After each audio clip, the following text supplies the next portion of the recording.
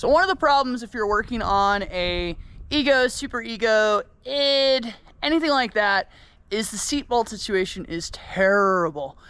So I'm gonna show you how to fix all those. So for starters, you can do it the old school way.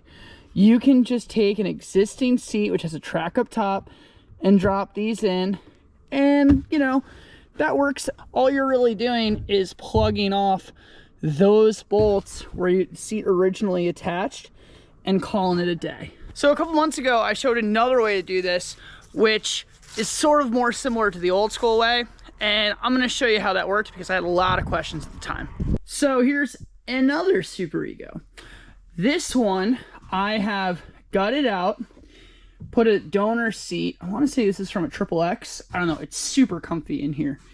And I have taken the track from a foot block and installed it on the original spot. Now before I do that, one thing I do is I take a solid washer and a nylon washer and put it in here and tighten it down so that it is now waterproofed on both sides, which makes it leak less. At this point, what I'm gonna do is take a pencil and mark on top where this track is going when it's sitting nice and flat.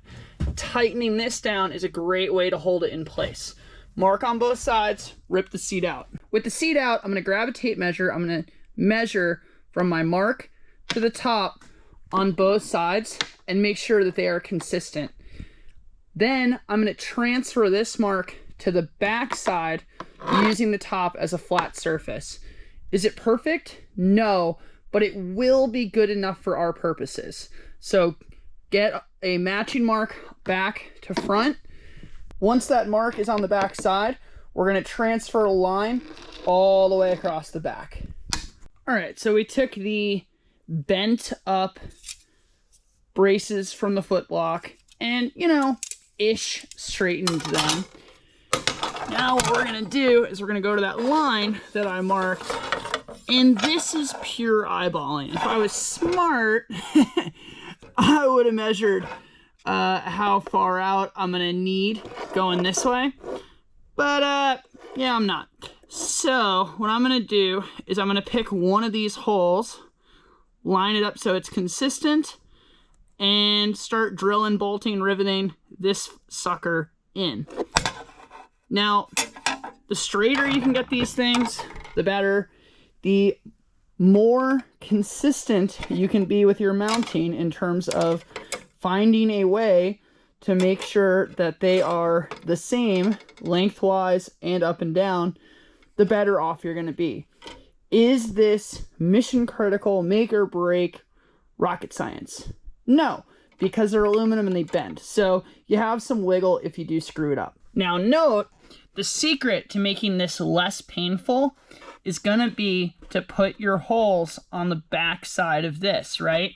If you can reach through and put the nuts on and tighten it with a wrench, this is gonna be a lot more fun. What I would recommend is when you figure out where you're gonna line it up, figure out a spot in the center here where you are gonna mark your mounting holes. These do not need to be precise at all. They just need to be in the meat, right? What matters is that then when you do your bolt up, everything is straight again. So quick and dirty, what I usually do is bolt these together and then blast the holes in. So again, no precision really needed. 1, 2, 3, 4. And now I'm gonna grab the angle grinder and chop off here because I don't need all this tag end. Here we are. Everything is as she should be, and we're ready to reassemble. This is your opportunity. If you're going to, I don't know, replace a blown out bungee, make a gear loop better, get your attachments in place for your back band to do it. Don't forget. Okay, so I did as much building as I possibly could with the seat outside of the boat. You don't often get this opportunity, so you want to take advantage or pay the price for the next hour. One thing I do when there's not going to be a connection up here, this is not going to sit on the hull, that means your hip pads, you know, that top strap, there's nothing holding it in place. So I went ahead and gave myself a hole going through and through. Now I did it this way because I don't want to put anything on the back side, because this is where I'm going to grind the seat as it passes through the cockpit in. So doing it this way, it gives myself a solid, secure point, but nothing to hang up here and have to move an extra ½ inch around. I then went ahead, put the back band through here, and they both come out through the same hole. Nice, simple, clean system. Oh, almost got me slipping. Yeah, we needed a seat pad. All right, now we'll reassemble. So as you install this, you may notice that because the back of the seat curves like this, your attachment now may be going opposite the direction of the hull. So the solution to that is simple. Grab vice grips or an adjustable wrench, put it on here, and start bending and tweaking until everything lines up nice and easy. So there we go, fully assembled, all good. The only things you need to remember to do are to come back if you're in an Ego or Super Ego and plug those holes. But otherwise, you are fully good to go. Some of you may be saying, if you have these, what's the point? Well, there are things that don't line up, and really what I was doing was demonstrating how it works for the IDs, because the IDs absolutely don't have anything here. And I think the GForces are the same. They only have the bolt here. Whatever's up here, maybe this one, is only to hold the back band in. So why am I describing the ID when I own an ID? Yeah.